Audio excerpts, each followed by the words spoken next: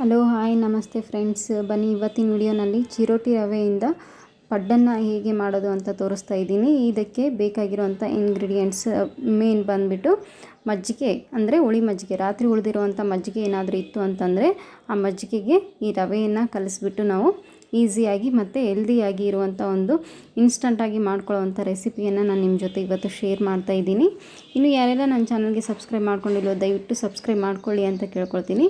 ನೋಡಿ ಫ್ರೆಂಡ್ಸ್, ಇವಾಗ ನಾನು ಇಲ್ಲಿ 1/4 kg ರವೆಯನ್ನು ತೊಗೊಂಡಿದ್ದೆ. ಅದನ್ನು ನಾನು ಮಜ್ಜಿಗೆಯಲ್ಲಿ ಹಾಕಿಬಿಟ್ಟು ಚೆನ್ನಾಗಿ ಮಿಕ್ಸ್ ಮಾಡ್ಕೊಳ್ತಾ ಇದ್ದೀನಿ. ಈ ರೀತಿಯಾಗಿ ಮಿಕ್ಸ್ ಮಾಡಿಕೊಂಡು ಇದನ್ನು ಒಂದು 10 ಮಿನಿಟ್ಸು ರೆಸ್ಟ್ ಮಾಡೋದಕ್ಕೆ ಬಿಡಬೇಕು. ಈ ರೀತಿ ನೀಟಾಗಿ ಗಂಟಿಲ್ಲದಂತೆ ನೀಟಾಗಿ ಕಲಿಸ್ಕೋಬೇಕು. ಈ ರೀತಿ ಕಲಿಸ್ಕೊಂಡು ಒಂದು 5 ಮಿನಿಟು ಒಂದು 10 ಮಿನಿಟು ಇಟ್ಟರೆ ಸಾಕು. ಇದು ಒಂದು ಕನ್ಸಿಸ್ಟೆನ್ಸಿಗೆ ಬರುತ್ತೆ. ಇವಾಗ ನಾನು ಅದಕ್ಕೆ ಬೇಕಾಗುವಂಥ ಕೆಲವೊಂದಿಷ್ಟು ಇಂಗ್ರೀಡಿಯೆಂಟ್ಸ್ನ ಇಲ್ಲಿ ನಾನು ಯೂಸ್ ಮಾಡ್ತಾ ಇದ್ದೀನಿ.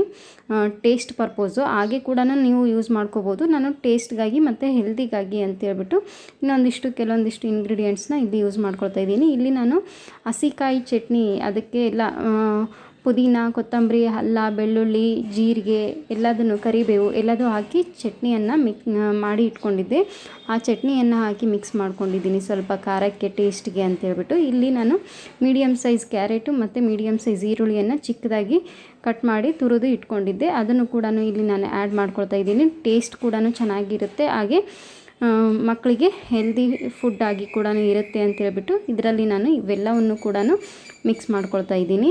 ನೋಡಿ, ಇದನ್ನು ಕೂಡ ಚೆನ್ನಾಗಿ ಮಿಕ್ಸ್ ಮಾಡಿಕೊಂಡು ನಂತರದಲ್ಲಿ ಇದಕ್ಕೆ ಬೇಕಾಗೋಷ್ಟು ಸ್ವಲ್ಪ ರುಚಿಗೆ ತಕ್ಕಷ್ಟು ಉಪ್ಪನ್ನು ನಾನು ಮಿಕ್ಸ್ ಮಾಡ್ಕೊಳ್ತಾ ಇದ್ದೀನಿ. ಯಾವುದೇ ರೀತಿಯಾದಂಥ ನಾನು ಇಲ್ಲಿ ಸೋಡಾ ಆಗಿರ್ಬೋದು ಮತ್ತು ಈನೋ ಆಗಿರ್ಬೋದು ಏನನ್ನೂ ಯೂಸ್ ಮಾಡ್ತಾ ಇಲ್ಲ.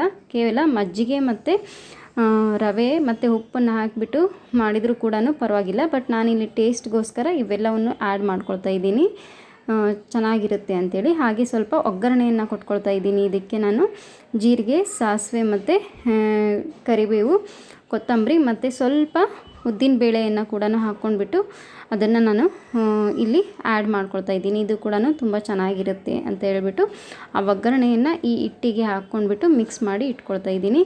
ನೋಡ್ತಿರ್ಬೋದು, ಹಿಟ್ಟಿಗೆ ಇಷ್ಟೆಲ್ಲ ಹಾಕ್ಕೊಂಡ್ಮೇಲೆ ಯಾವ ರೀತಿಯಾಗಿ ಕಾಣಿಸ್ತಾ ಇದೆ ಅಂತೇಳ್ಬಿಟ್ಟು. ಈ ಹಿಟ್ಟು 10 ಮಿನಿಟ್ಸ್ ರೆಸ್ಟ್ ಆದಮೇಲೆ ಈ ರೀತಿ ಕನ್ಸಿಸ್ಟೆನ್ಸಿನಲ್ಲಿ ಇರಬೇಕು. ಇವಾಗ ನಾನು ಪಡ್ಡು ಮಾಡ್ಕೊಳ್ಳೋದಕ್ಕೆ ಹಂಚನ್ನು ಇಟ್ಕೊಳ್ತಾ ಇದ್ದೀನಿ. ಈ ಹಂಚಿಗೆ ಮೊದಲು ಯಾವಾಗಲೂ ಪಡ್ಡು ಮಾಡುವಾಗ ಈ ರೀತಿ ಸ್ವಲ್ಪ ನೀರನ್ನು ಹಾಕಿಬಿಟ್ಟು ಇದನ್ನು ಕುದಿಯೋದಕ್ಕೆ ಬಿಡಬೇಕು. ನಂತರದಲ್ಲಿ ಪಡ್ಡನ್ನು ಮಾಡ್ಕೊಳ್ಳೋದ್ರಿಂದ ತುಂಬಾ ಚೆನ್ನಾಗಿ ಪಡ್ಡು ಎದ್ದು ಬರುತ್ತೆ. ಅದಕ್ಕಾಗಿ ಈ ರೀತಿ ಸ್ವಲ್ಪ ನೀರನ್ನು ಮೊದಲು ಕುದಿಸ್ಕೊಂಡು ಈ ನೀರನ್ನು ನಾನು ಇವಾಗ ಹೊರಗಡೆ ಹಾಕಿ ಇವಾಗ ನಾನು ಪಡ್ಡನ್ನು ಹಾಕ್ಕೊಳ್ಳೋದಕ್ಕೆ ಸ್ಟಾರ್ಟ್ ಮಾಡ್ತಾ ಇದ್ದೀನಿ. ಇವಾಗ ಎಲ್ಲ ಒರಳಿಗೂ ಕೂಡ ಎಣ್ಣೆಯನ್ನು ಸವರ್ಬಿಟ್ಟು ಸರಿಯಾಗಿ ಎಣ್ಣೆಯನ್ನು ಹಚ್ಕೊಂಡು ನಂತರದಲ್ಲಿ ಹಿಟ್ಟನ್ನು ನಾವು ಹಾಕ್ಕೊಳ್ಳೋದ್ರಿಂದ ಪಡ್ಡು ತುಂಬ ಚೆನ್ನಾಗಿಯೇ ಎದ್ದು ಬರುತ್ತೆ. ಹಾಗೆ ಸರಿಯಾಗಿ ಫ್ರೈ ಕೂಡ ಚೆನ್ನಾಗಾಗುತ್ತೆ, ಎಲ್ಲ ಕಡೆಯೂ ಈವನ್ ಆಗಿ ಚೆನ್ನಾಗಿ ಆಗುತ್ತೆ ಅಂತ ಈ ರೀತಿ ಮಾಡ್ಕೊಳ್ಳೋದು. ಬಟ್ ನೀರನ್ನು ಕುದಿಸ್ಬಿಟ್ಟು ಹಾಕೋದ್ರಿಂದ ತುಂಬಾ ಚೆನ್ನಾಗಿ ಪಡ್ಡು ಎದ್ದು ಬರುತ್ತೆ. ಒಂದ್ಸರಿ ನೀವು ಕೂಡ ಈ ಟಿಪ್ಸ್ನ ಫಾಲೋ ಮಾಡಿ ನೋಡಿ. ಇವಾಗ ನಾನು ಹಿಟ್ಟು ಈ ಕನ್ಸಿಸ್ಟೆನ್ಸಿಯಲ್ಲಿದೆ. ಇದನ್ನು ನಾನು ಇವಾಗ ಎಲ್ಲ ಒರಳಿಗೂ ಕೂಡ ಹಾಕ್ಕೊಳ್ತಾ ಇದ್ದೀನಿ. ನೋಡ್ತಿರ್ಬೋದು, ತುಂಬ ಚೆನ್ನಾಗಿ ಉಬ್ಬಿಕೊಂಡು ಹಿಟ್ಟು